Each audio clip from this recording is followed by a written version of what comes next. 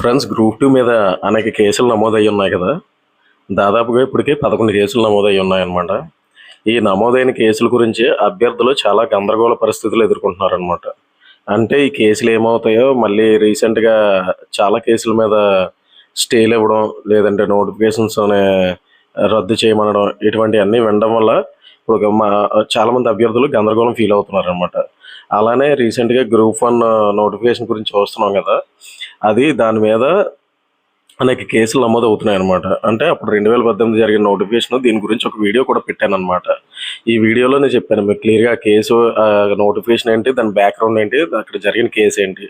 ఇటీవల మనం రెగ్యులర్గా పేపర్స్లో చూస్తూ ఉన్నాం గ్రూప్ 1 గురించి. దానికి సంబంధించి అప్పుడు ఉన్న సెక్రటరీ పిఎస్ఆర్ ఆంజనేయులు గారిని అరెస్ట్ చేశారు. అలాగే కామ్కైన్ అనే సంస్థ, అంటే ఒక ప్రైవేట్ సంస్థ, ఆ సంస్థకి అనుభవం లేకపోయినా సరే ఆ సంస్థకి ఇచ్చి ఆ సంస్థ ద్వారా పేపర్లు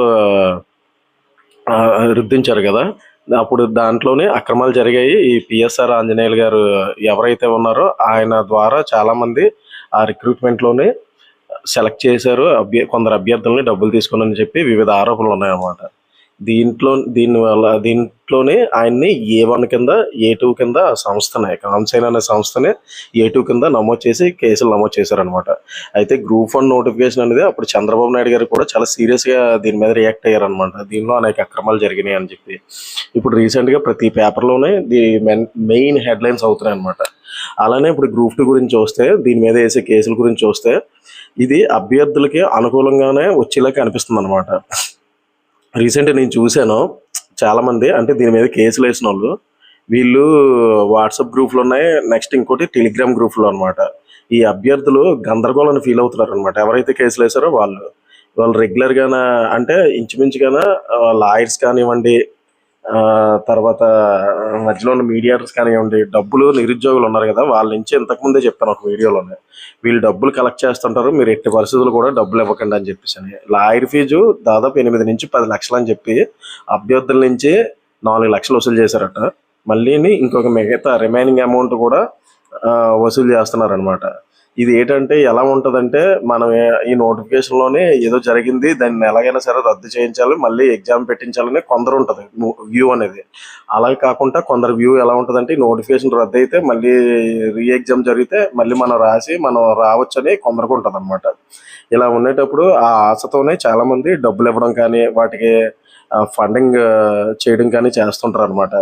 దయచేసి అటువంటి పనులు మాత్రం చేయకండి ఫ్రెండ్స్. ఎందుకంటే కేసు అనేది నాకు వరకు తెలిసి అయితే దీని మీద స్టే అనేది ఇవ్వరు అనమాట. ఇచ్చే పరిస్థితులు అయితే కనిపించట్లేదు. అవతల ఎవరైతే వేశారో వాళ్ళ డిస్కషన్స్ కూడా చూశాను నేను వాళ్ళ గ్రూప్లోనే.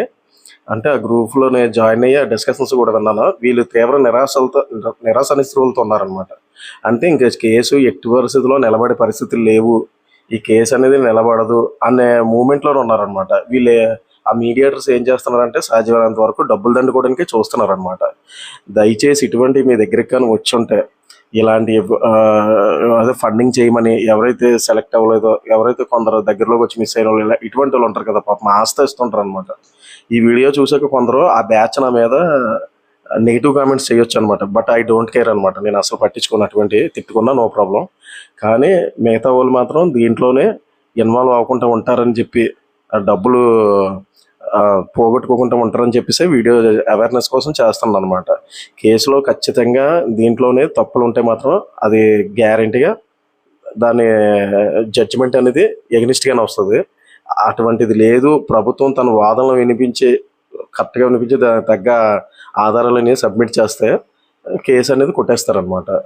ఇంకా పిటిషనర్ తరపు వాదనలే వినిపిస్తున్నారు తప్ప అటు కూడా ఆ వాదనలు కూడా అంత స్ట్రాంగ్గా లేవని అంటున్నారు అనమాట. అంత బేస్లెస్గా ఉన్నాయని అంటున్నారు అనమాట. అలానే ప్రభుత్వం తరపున అంటే జిఏడి సైడ్ నుంచి ఇంకా వాదనలు కూడా వినిపించలేదన్నమాట. ఆల్మోస్ట్ మే కూడా వచ్చేసింది. ఇప్పుడు సర్టిఫికేట్ వెరిఫికేషన్, స్పోర్ట్స్ కోటా అయిపోయింది, రెగ్యులర్ అభ్యర్థుల కోటా కూడా ఆల్మోస్ట్ దగ్గరికి వస్తుంది అనమాట. అలానే ఇప్పుడు రిమైనింగ్ ఎవరు ఉన్నారంటే గ్రూప్ 1 క్యాండిడేట్స్ ఉన్నారు కదా, వాళ్ళు ఎగ్జామ్ అయిపోయిన వెంటనే 9th నుంచి వాళ్ళదే మొదలవుతుంది. ఇది అయిపోయిన వెంటనే సిపిటి మీద కూడా ఇది షెడ్యూల్ ఇచ్చేస్తాడు. ఆ షెడ్యూల్ అయిపోతే ఇంకా పోస్టింగ్ కూడా ఇచ్చేస్తాడు ఫ్రెండ్స్. ఇది మాత్రం చూసుకోండి. సిపిటి ఎగ్జామ్ గురించి కూడా మీకు ఇంకా క్లియర్ కట్గా మంచి వీడియో ఒకటి చేస్తాను. అభ్యర్థులు ఈజీగా ప్రిపేర్ అయ్యేలాగా ఎలా క్రాక్ చేయొచ్చో 100 మార్క్స్లోనే క్వాలిఫైయింగ్ మార్క్స్ అనేది దాని మీద మంచి వీడియో ఒకటి చేస్తాను. నా కంటెంట్ కానీ మీకు నచ్చినట్లయితే లైక్, షేర్ అండ్ సబ్స్క్రైబ్ చేయండి ఫ్రెండ్స్.